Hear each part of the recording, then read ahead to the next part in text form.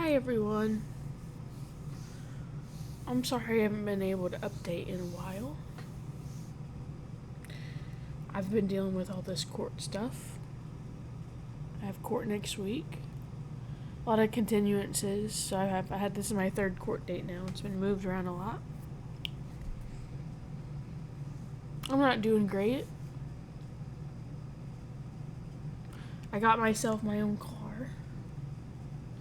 I've had to learn all this stuff. I don't know how it works. My temporary tag expires in 2 days. I can't afford to get insurance to get the tag, so I don't know what's going to happen there. When I got my apartment, I didn't budget for or expect any of this to happen. Gotten a lot of hateful shit. Sorry, probably shouldn't be swearing. Gotten some hateful emails. Hateful comments on my personal Facebook from friends of the family, from my grandma's friend, saying, like, I hope your daughter gets taken from you.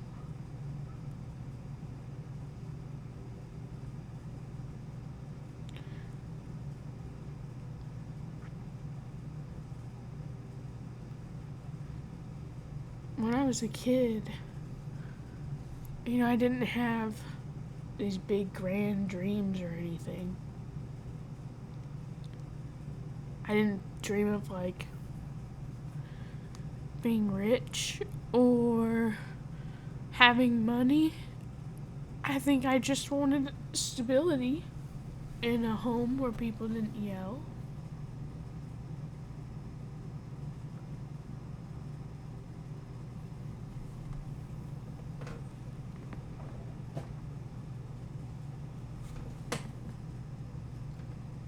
I had a really bright future. I attended a summer camp at the Kansas Academy of Mathematics and Science. I almost got into the CAMS thing, which meant I would have gone to college when I was 16. I would have gone to college early, graduated high school early. My GPA was just 0.4 off. I got this invitation when I was a kid from the National Youth Leadership Forum of Medicine because I kind of wanted to be a doctor. It says, in honor of your demonstrated leadership potential and dedication to the profession of medicine, you are cordially invited to participate in the National Youth Leadership Forum of Medicine. Here's your RSVP.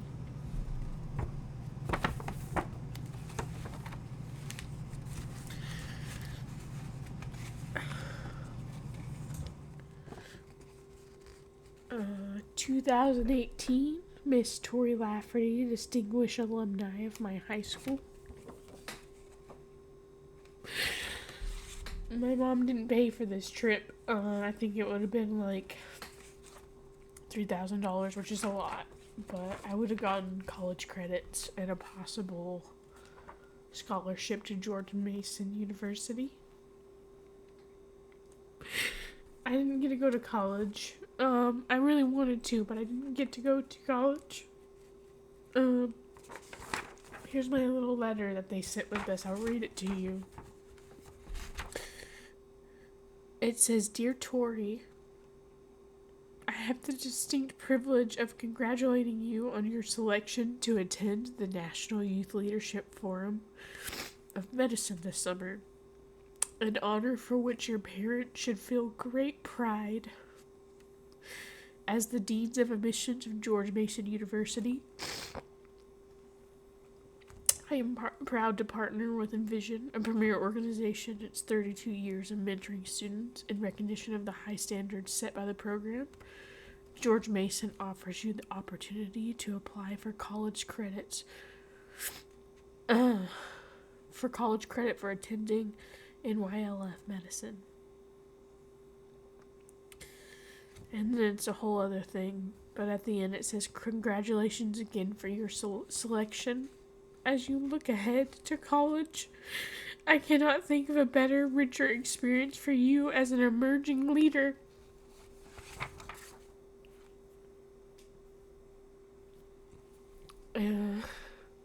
That was in 2018. I was born in 2002. So I would have been like 16. I won state for Cyber Patriots when I was 17, I think. Two. I had a bright future as a kid. I thought I'll go to college and I'll get out of all of this and I'll do something with myself. And that didn't happen. And I never got to go to college. And now I can't afford to live. I've lost a lot of weight. Not because I'm like working out and dieting. It's because my fridge is empty. Most of the time. I'm trying to look into food stamps, but I make too much. You have to be like so much under the poverty line.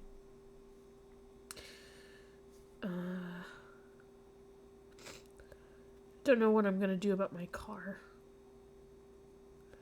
I just want to be able to go to my job and see my daughter.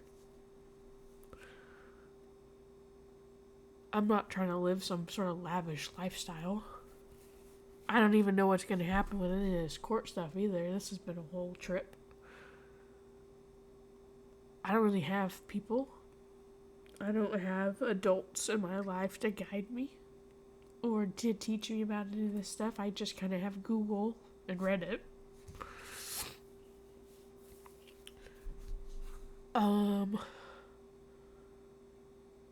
I don't know. I don't really want to be here. I don't really want to be alive.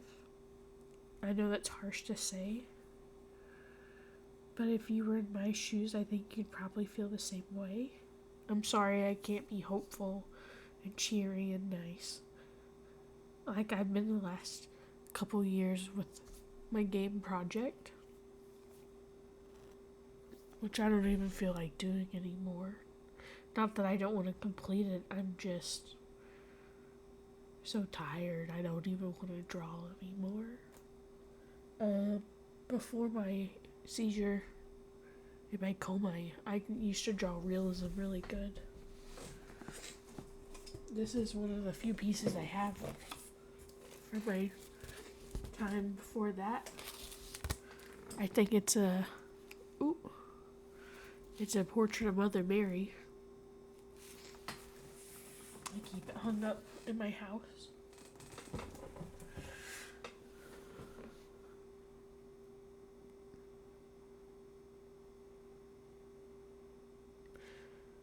I don't know. I don't know if I'll live to like even to my 30s or my mid-20s.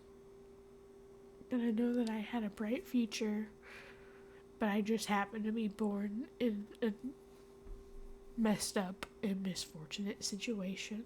And that's,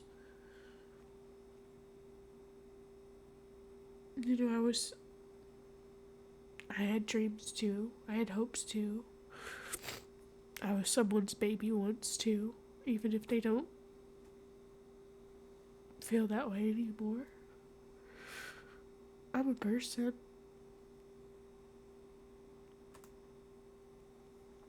I shouldn't have to say that. People should just know that. But I'm a person. You know?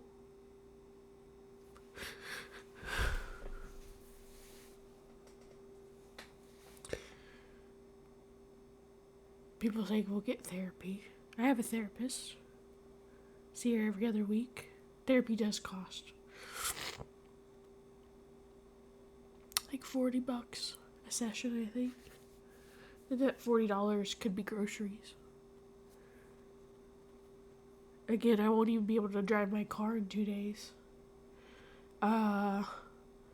Minimum coverage for my like age and everything for my car monthly minimum liability is $133 a month is the cheapest I could find.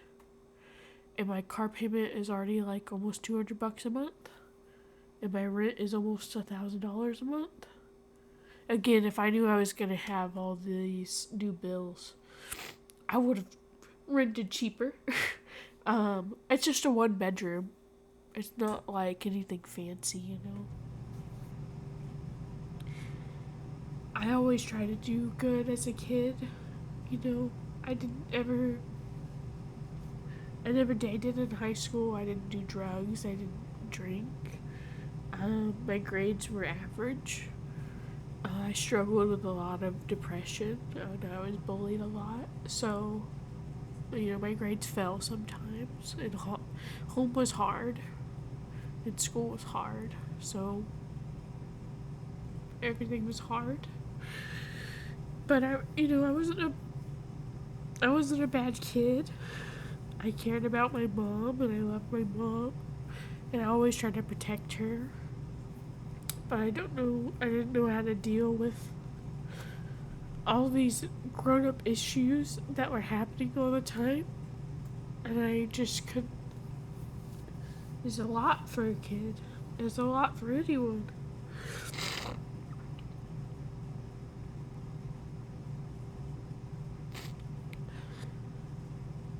And it's not like it was all bad times with my mom. There's obviously good times, but when the bad times are bad, they're bad.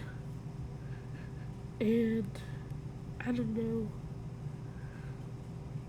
I can't really ever see my daughter now because if I don't have food in the fridge and I can't drive anywhere, and it just makes you feel like such a loser.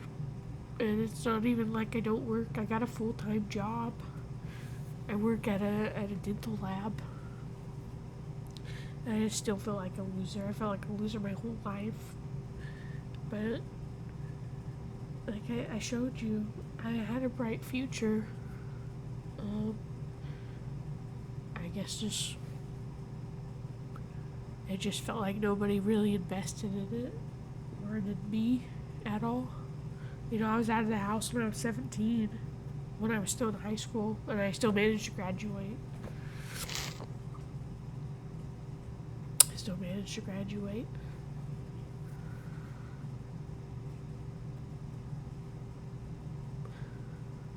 Life is so hard. It has been so hard my entire life. That's why I have complex post-traumatic stress disorder, and that doesn't just come from nowhere. You know, you don't just get that from nowhere. It's not genetic. It's not like you're born with that. That's like developed into you by a lot of stuff that's happened to you.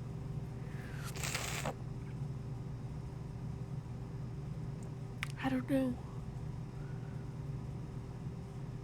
I just know I don't really want to be here.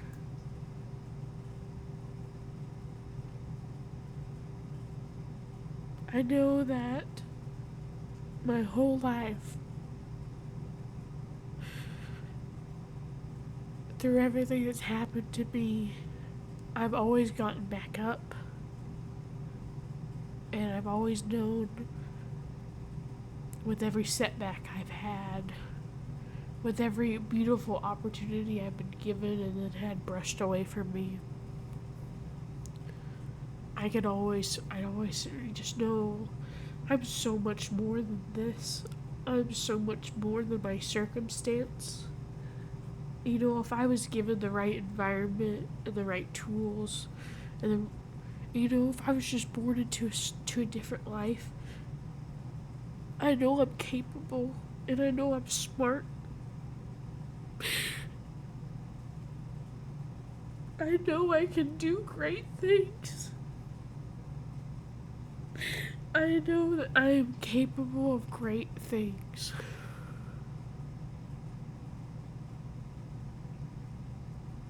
I just have all these limiters on me. And I still try to do great things with them still on me. You know, I got a dental lab job with no degree, so That was pretty cool.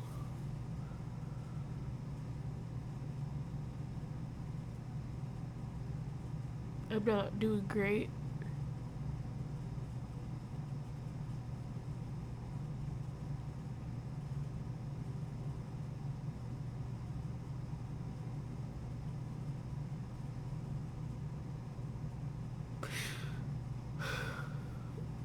Despite everything, I'm trying so hard to cling on to my sweetness, to my kindness, to my openness to the world. I don't want to be bitter and hateful.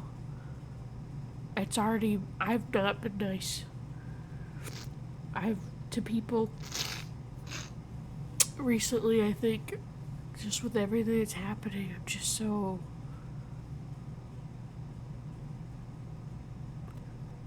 I've had so much taken from me in my life. And the one thing I've thought they could never take away from me was my sweetness, was my hope and my joy. But going through stuff, I mean, that can be taken from you too. You have to fight so hard to keep it. And I'm so scared that I've already lost it. And I already don't have anything else left to lose, so. I could have been so much more than this.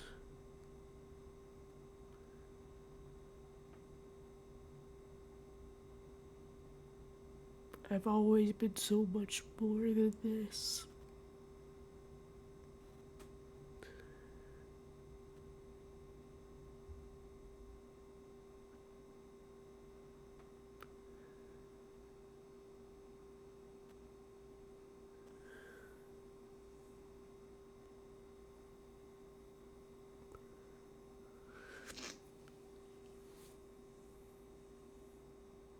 I don't know what's gonna happen to me.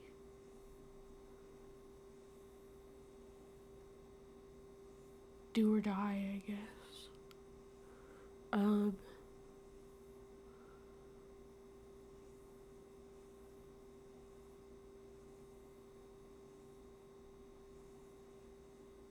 I'll figure it out. Or I won't. Whatever happens, happens, I guess. That's just how the world is.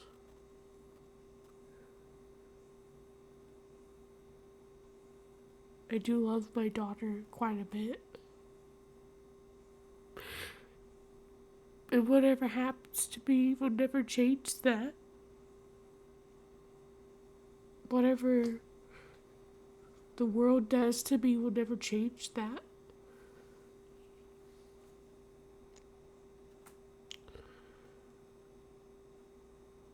Thank you for listening.